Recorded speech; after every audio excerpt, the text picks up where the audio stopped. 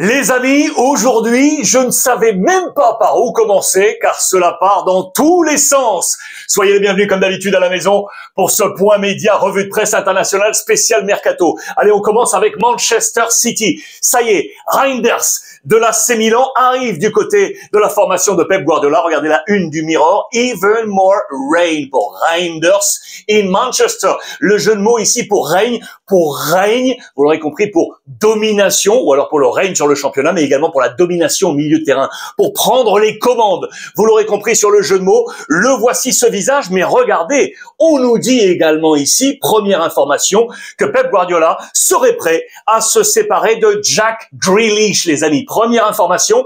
La deuxième, vous le voyez, Ryan Cherki, ça fait un petit moment qu'on en parle maintenant. Manchester City serait bien décidé à aller chercher la perle de l'Olympique lyonnais. Va-t-il y arriver, oui ou non? Je veux vraiment avoir votre avis là-dessus. Cherki, Manchester City, oui ou non? Qu'en pensez-vous? En parlant de big deal, Manchester City toujours, regardez, c'est monsieur Rodri, le ballon d'or, l'espagnol. Rodri, such a big deal. Il devrait passer à 300 000 livres par semaine, les amis. Il est actuellement à 200 000. Je vous rappelle qu'il était déjà en négociation depuis un petit peu moins d'un an, comme ça. Sauf que blessure au niveau des ligaments en septembre 2024, ça a retardé, ça a gelé les conversations entre les différents partis. Et puis il est revenu comme une balle. Il a joué en fin de saison. On ne s'y attendait pas, notamment du côté du corps médical de Manchester City. Il va pouvoir faire la Coupe du Monde des clubs. Il est là, du coup. On a relancé les négociations. Il devrait donc prolonger, les amis, jusqu'en 2029, plus 100, donc 300 pour devenir le deuxième plus gros salaire de Manchester City derrière Erling Haaland. En parlant de big deal encore, voyage à Buenos Aires en Argentine pour le Real Madrid, les amis, pour aller chercher cet homme.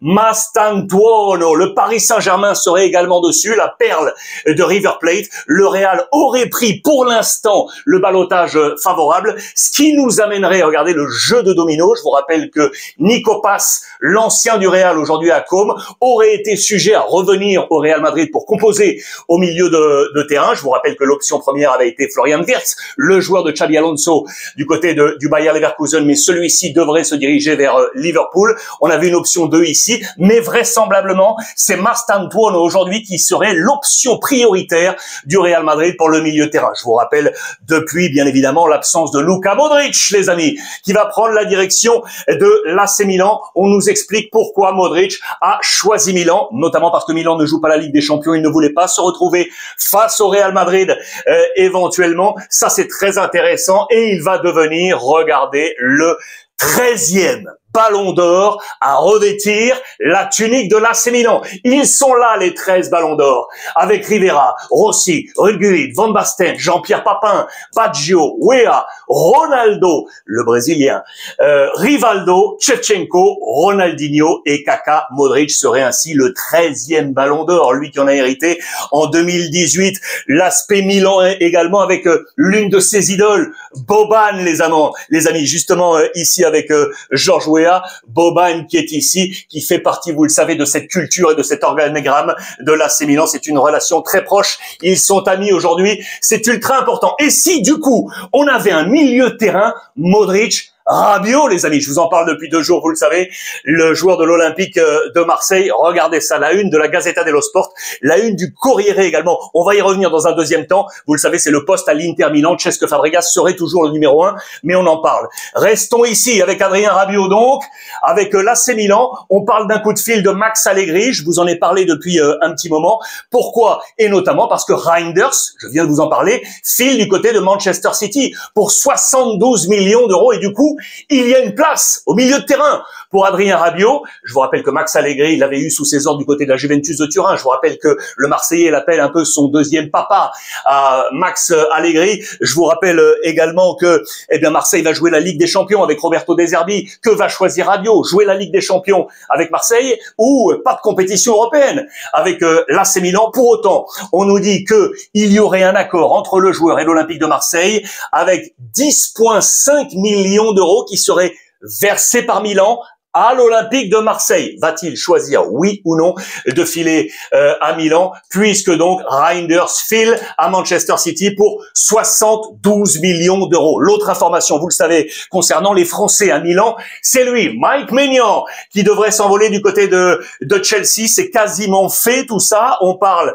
normalement d'une volonté de 30 millions d'euros pour l'AC Milan. L'offre pour l'instant de Chelsea serait entre 15 et 20 millions. Ce n'est pas satisfaisant pour l'instant pour Milan. On est toujours en négociation. Les options pour succéder à Mike Maignan du côté de l'AC Milan, les amis, on en parle de deux. Caprile, aujourd'hui du côté de Cagliari, il était en prêt 6 mois, il va retourner au Napoli, c'est l'une des options, mais l'option principale, elle est ici, les amis. Svilar, le gardien de l'AS Rome. Sauf que, eh bien, on est en pleine négociation du côté de Rome. Regardez, il est là, Svilar, le romanista. Je salue mon copain Pippo Genin qui m'a envoyé cette presse italienne avec 2 photos. Gasperini, vous le voyez, que ça y est, arrivé à l'aéroport. Il sera donc, vous le savez, le nouvel entraîneur de l'AS Roma à la succession de Ranieri. Ranieri qui est toujours là et qui joue d'intermédiaire avec le board de l'AS Roma. Il avait passé un petit coup de fil à Gasperini, son copain, et il sert d'intermédiaire pour convaincre Svilar, vous le voyez, de rester à Rome, les amis. On veut le garder,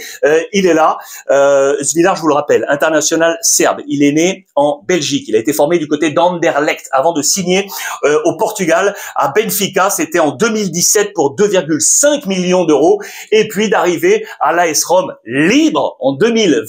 Il a un contrat actuel jusqu'en 2027 à 800 000 euros par saison. Que va-t-il se passer? Rester à Rome ou éventuellement, vous l'aurez compris, filer du côté de l'AC Milan, la succession de Mike Maignan. Gasperini ici avec les stars de l'AS Roma, je pense notamment à El Shaarawy ou Pellegrini. C'est une nouvelle ère du côté de l'AS Rome. On en vient à l'Inter. Je vous en parlais. Cesc Fabregas reste vraisemblablement toujours le numéro 1. Il y a eu des voyages à droite et de gauche, et notamment du côté de Londres, pour essayer de discuter. Ce qui se passe aujourd'hui, c'est que le patron de l'ASCOM, le richissime Suarso que vous voyez ici, il est en train de tout bloquer. Il parle de projets à long terme et il veut séduire Cesc Fabregas pour lui dire « Reste mon pilier majeur de ce projet long-termiste du côté de Com ». Que va choisir l'Espagnol? Je vous rappelle qu'il y a plusieurs options, dont le Français Patrick Vieira, l'entraîneur du Genoa, l'ancien joueur de l'Inter, mais pas seul, puisque Chivu, entraîneur actuel de Parme, son ancien coéquipier, lui aussi joueur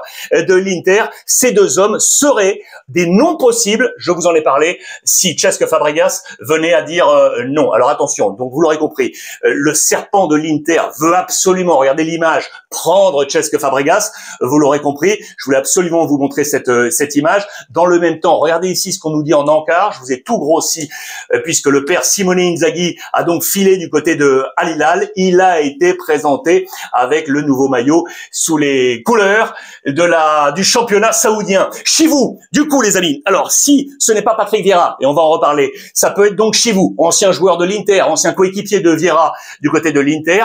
Attention, très intéressant, il pourrait être le 4e joueur entraîneur à avoir dirigé la Primavera de l'Inter, puis le banc. C'est arrivé à 3 reprises précédemment. La plus récente, c'était avec Stramacciani, qui est ici. Voilà pourquoi on parle de Strama.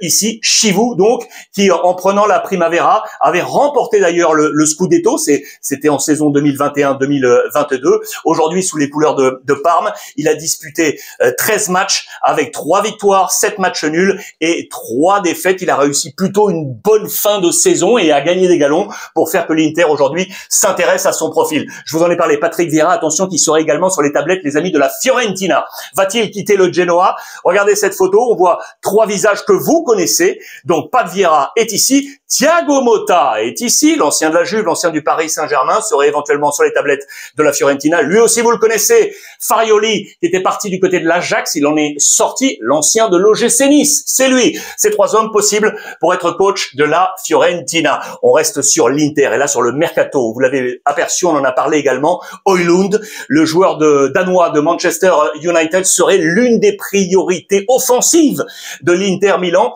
Je vous le rappelle, il a une valorisation aujourd'hui à 35 millions d'euros, mais c'est une valorisation qui est à la baisse, les amis. La maximale a été à 65 millions d'euros et pour cause, regardez, c'est un joueur qui a été formé au Danemark, logiquement du côté de Copenhague, puis un passage à Sturm Graz en 2021-2022, puis l'Atalanta Bergame, il connaît donc très bien la Serie A, c'était pour 21 millions d'euros, puis United l'avait acheté à l'été 23 pour 78 millions d'euros. Mais là, c'est intéressant pour l'Inter parce que sa cote, vous l'aurez compris, est à la baisse parce que cette saison, ça a été moyen, 61% dans le 11 de départ en première ligue, 32 matchs avec seulement, entre guillemets, 4 buts marqués et une passe décisive. C'est une saison moyenne à l'image de tout Manchester United. Il y a peut-être un coup à jouer pour l'Inter pour relancer l'ancien joueur donc de l'Atalanta Bergame. La Juve, les amis, ça s'active avec un oui. Damien Comolli, ça y est arrivé. Première rencontre avec Igor Tudor, l'ancien coach marseillais, qui a des volontés.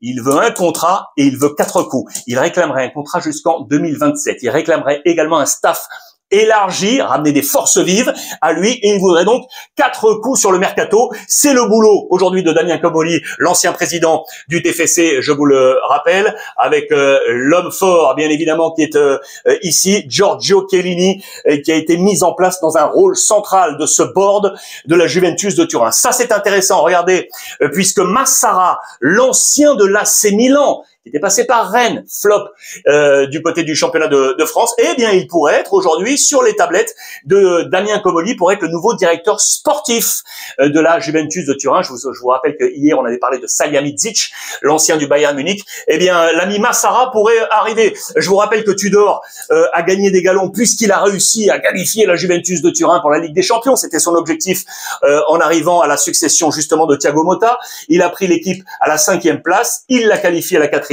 place, moyenne de points sur ses 9 matchs joués, 2 points, avec 5 victoires au tableau, 13 buts marqués, 7 buts concédés. Il veut des renforts. On parle notamment de 2 objectifs. Jonathan David, on en a déjà parlé, mais alors là, il est sur toutes les tablettes. Le Canadien de Lille, c'est vraiment à voir. L'autre, c'est Dan Endoy, les amis. Le Suisse de 24 ans, qui est en voie de sortie du côté de Bologne. Mais attention, puisque regardez, le Napoli serait également intéressé par Endoy dans les pages de la Gazzetta dello Sport pour le super Napoli, voulu par Antonio Conte avec le président De Laurentiis qui lui a promis ce Napoli XXL. Pour garder la couronne, on parle d'un budget à 300 millions d'euros, hein, notamment avec Kevin De Bruyne. Je vous le rappelle, qui va arriver d'ici peu du côté du Napoli. La Juve, j'y reviens avec Kolo Muani, les amis. On veut de nouveau un prêt du côté de la Juve avec le Paris Saint-Germain. Ça avait plutôt bien fonctionné cette année pour Kolo Muani à la relance, vous le savez, puisqu'avec Paris, 14 matchs, seulement 2 titularisations et seulement 2 buts marqués pour une passe décisive. Le passage à la Juve a été bon.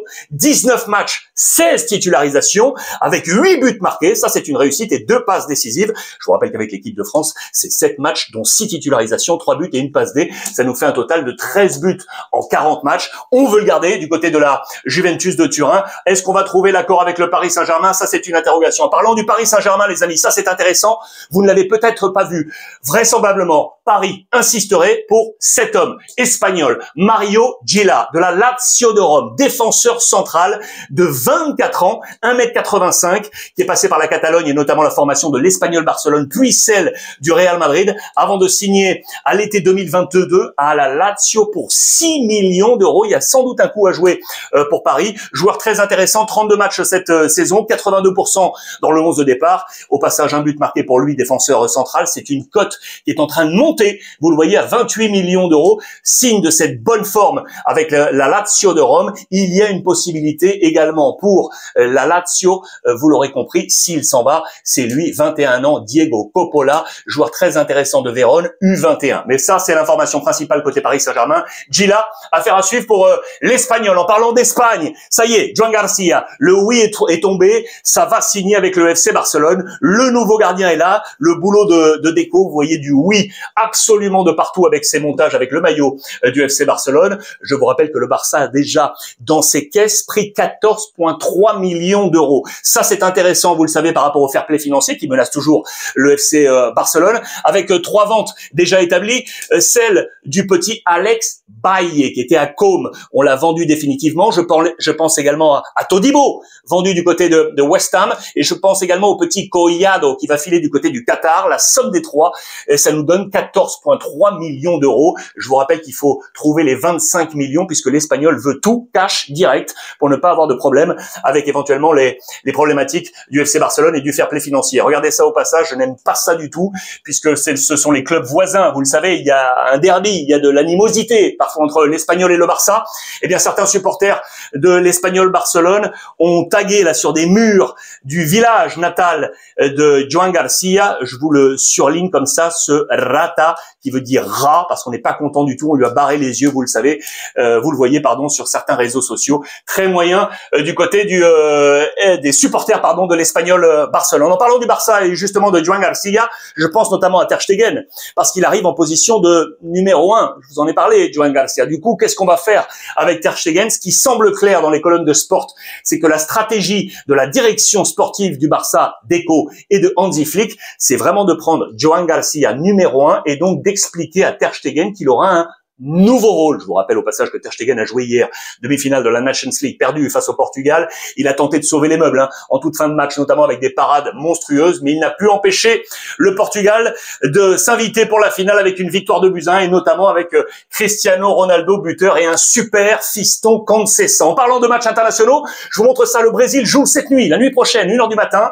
Regardez, avec le nouveau Brésil de Carlo Ancelotti en 4-3-3 en version Real Madrid, avec au passage Pacho du côté de l'Équateur qui va retrouver son copain du Paris Saint-Germain, Marquinhos, les deux face à face. Regardez tout ça avec Vanderson, Monaco avec Ribeiro, sa première, Lille, ça c'est du 100% Ligue 1. Alisson du côté de Liverpool, je pense également à Alexandro. Regardez Gerson, Casemiro qui revient Manchester United, Guimarães Newcastle, Estevao, c'est ça la petite surprise, joueur de Chelsea qui est toujours du côté de Palmeiras, jeune joueur très offensif intéressant, c'est le joueur qu'il va falloir suivre.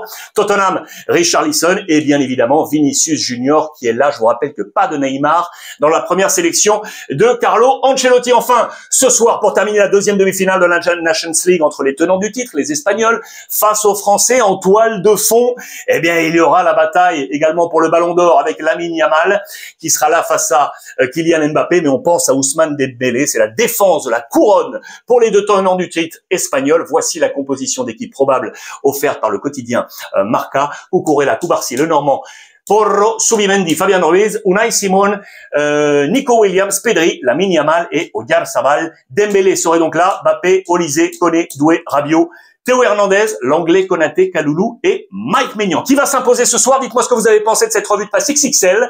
De nouveau les amis, faites-moi part de tout ça avec vos commentaires. Je les lirai comme d'habitude avec énormément de gourmandise. Je vous embrasse très fort et n'oubliez pas, profitez des vôtres.